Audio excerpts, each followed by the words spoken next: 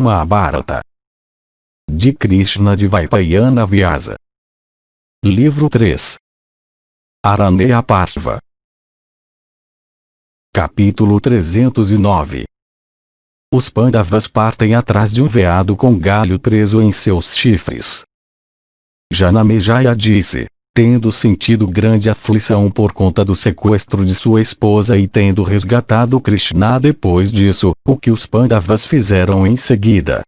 Vaisampayana disse, tendo sentido grande aflição por causa do sequestro de Krishna, o rei Yudhishthira de glória imperecível, com seus irmãos, deixou as florestas de Kamyaka e voltou à encantadora e pitoresca de Vaitavana abundante em árvores e contendo frutas e raízes deliciosas. E os filhos de Pandu com sua esposa Krishna começaram a residir lá, vivendo parcamente de frutas e praticando votos rígidos. E enquanto aqueles repressores de inimigos, o rei virtuoso Yudhishthira, o filho de Kunti, e Bhimasena, e Arjuna, e aqueles outros filhos de Pandu nascidos de Madri, estavam morando em Dvaitavana, praticando votos rígidos, eles passaram, por causa de um Brahmane, por grande dificuldade, a qual, no entanto, estava destinada a ocasionar sua felicidade futura. Eu te direi tudo acerca do transtorno pelo qual aqueles principais dos Kurus passaram enquanto viviam naquelas florestas, e que no fim produziu sua felicidade. Houve uma vez, quando um veado estava dando chifradas em volta, aconteceu que os 2 paus de fazer fogo e um bastão de fazer manteiga pertencentes a um Brahmane dedicado a austeridades ascéticas se cravaram firmemente em seus chifres. E, nisto, ó rei, aquele veado forte de grande velocidade com saltos longos saiu depressa do eremitério, levando aqueles artigos embora. E, ó o principal dos Kurus, vendo aqueles seus artigos assim carregados para longe, o Brahmane, ansioso por conta do seu Agniotra, foi rapidamente até os Pandavas. E se aproximando sem perda de tempo de Ajatasatru sentado naquela floresta com seus irmãos, o Brahmane, em grande angústia, falou estas palavras, quando um veado estava dando chifradas em volta aconteceu, ó rei, que os meus bastões de fogo e o bastão de fazer manteiga, que tinham sido colocados contra uma árvore grande, se prenderam firmemente aos seus chifres. Ó rei, aquele veado forte de grande velocidade saiu depressa do eremitério com saltos longos, levando aqueles artigos. Seguindo a trajetória daquele veado poderoso, ó rei, por meio de suas pegadas, ó filhos de Pandu, tragam de volta aqueles meus artigos, para que o meu Agniotra não seja interrompido. Ao ouvir essas palavras do Brahmane, Yudhishthira ficou muito preocupado. E o filho de Kunti pegando seu arco partiu com seus irmãos. E pondo seus corceletes armaduras para o peito e equipados com seus arcos, aqueles touros entre homens, empenhados em servir ao Brahmane, partiram rapidamente na esteira do veado.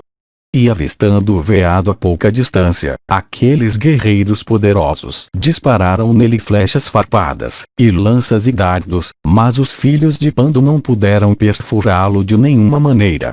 E enquanto eles se esforçavam para persegui-lo e matá-lo, aquele veado forte ficou invisível de repente. E, perdendo o veado de vista, os filhos de Pandu de mente nobre, fatigados e desapontados e afligidos por fome e sede, se aproximaram de uma figueira de Bengala naquela floresta profunda e se sentaram à sua sombra fresca. E quando eles tinham se sentado, Nakula, tomado pela tristeza e incitado pela impaciência, se dirigiu ao seu irmão mais velho da linhagem Kuru, dizendo, em nossa família, ó rei, a virtude nunca foi sacrificada, nem tem havido perda de riqueza por insolência. E, sendo pedidos, nós nunca dissemos não, para nenhuma criatura, porque então no presente caso nós encontramos este desastre? Capítulo 310. 4 Pandavas um por vez partem em busca de água. Cada um cai morto perto do lago. Yudhishthira disse, não há limite para as calamidades. Nem é possível averiguar seu final ou causa eficiente.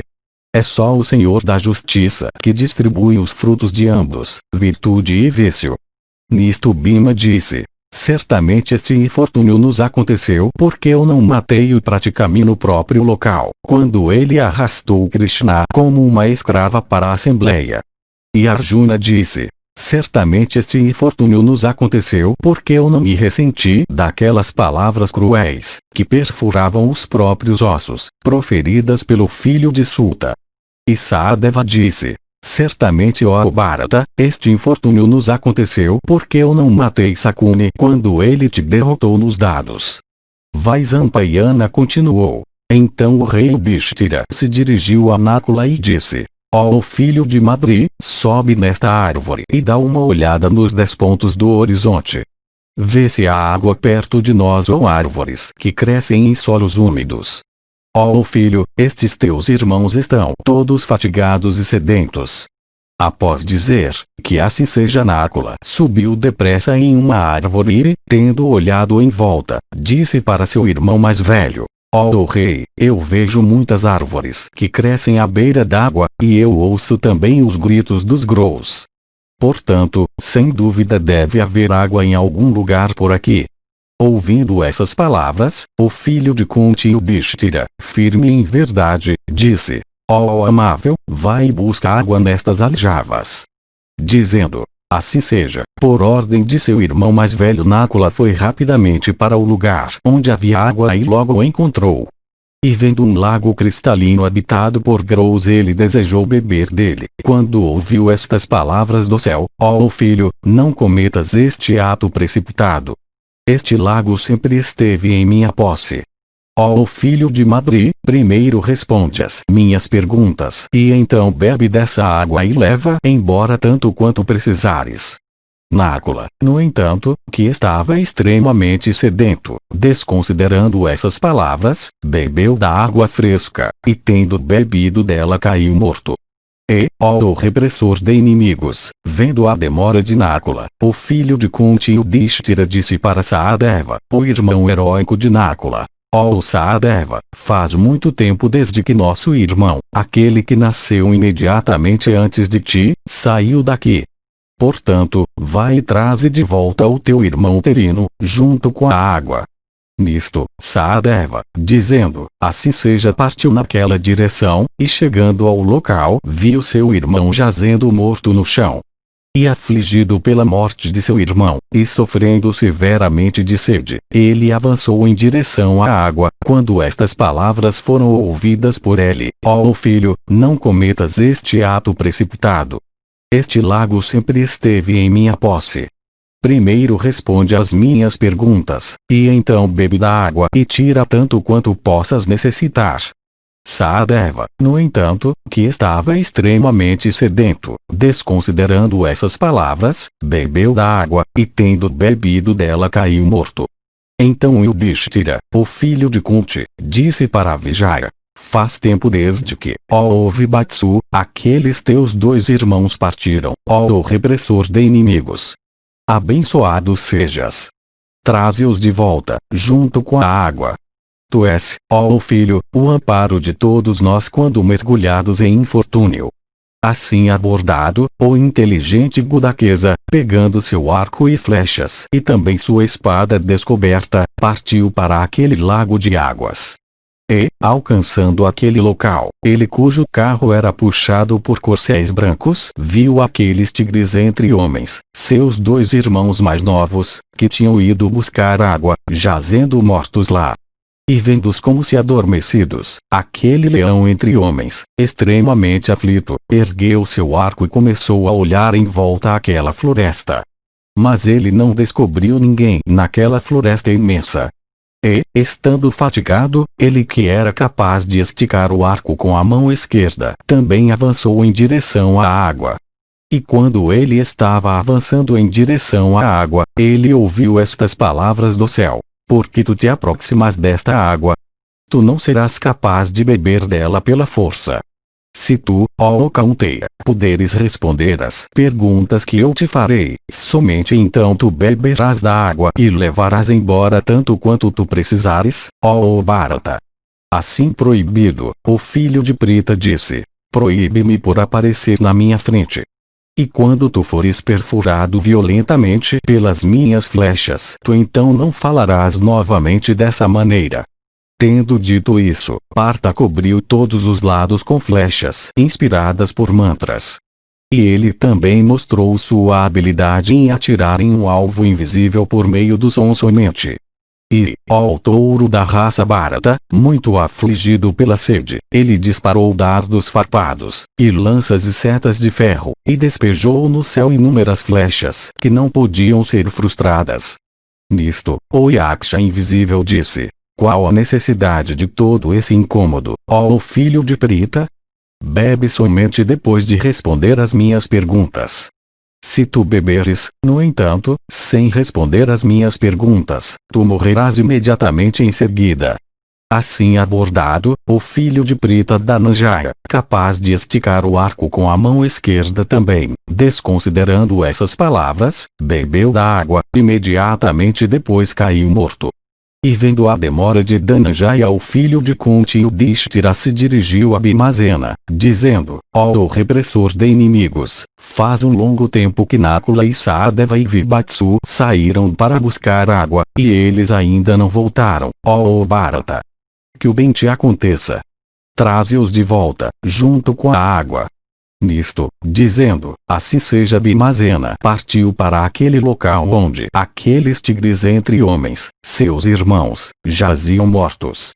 E vendo-os, Bhima, embora ele estivesse afligido pela sede, ficou extremamente angustiado. E aquele herói de braços fortes pensou que tudo aquilo tinha sido a ação de algum Yaksha ou Rakshasa. E o filho de Prita Vrikudara pensou: eu certamente terei que lutar hoje. Que eu, portanto, primeiro sacie a minha sede. Então aquele touro da raça Bharata avançou com a intenção de beber. Nisto o Yaksha disse: ó filho, não cometas este ato apressado. Este lago sempre esteve em minha posse. Primeiro responde às minhas perguntas, e então bebe e tira tanta água quanto tu precisares. Vaisampayana continuou, assim abordado por aquele Yaksha de energia incomensurável, Bhima, sem responder às suas perguntas, bebeu da água. E logo que bebeu ele caiu morto no lugar. Então, achando que seus irmãos o tinham deixado há muito tempo, Yudhishthira esperou mais algum tempo. E o rei disse para si mesmo repetidas vezes: por que aqueles dois filhos de Madri estão demorando? E por que o manejador do Gandiva também demora? E por que Bhima também, dotado de grande força, demora? Eu procurarei por eles. E decidido a fazer isso, Yudhishthira de braços fortes então se levantou, com seu coração queimando de angústia. E aquele touro entre homens, o filho nobre de Kunti, pensou consigo mesmo: esta floresta está sob alguma influência maligna? Ou ela está infestada por algumas bestas perversas?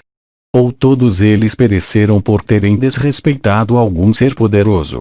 Ou, não encontrando água no lugar para onde aqueles heróis tinham se dirigido primeiro, eles passaram todo esse tempo em busca pela floresta? Qual é a razão pela qual aqueles touros entre homens não voltam? E falando dessa maneira, aquele principal dos monarcas, o ilustre Yudhishthira, entrou naquela floresta imensa onde nenhum som humano era ouvido e que era habitada por veados e ursos e aves, e que estava adornada com árvores que eram luminosas verdes, e que ecoava com o zumbido das abelhas pretas e as notas dos cantores alados. Conforme estava seguindo adiante, ele viu aquele lago belo que parecia como se tivesse sido feito pelo próprio artífice celeste. E ele estava adornado com flores de cor dourada e com lótus e sinduvas. E ele abundava com juncos e quetacas e caravelas e pipalas, e, fatigado pelo esforço, Yudhishthira viu aquele tanque e foi tomado pela surpresa.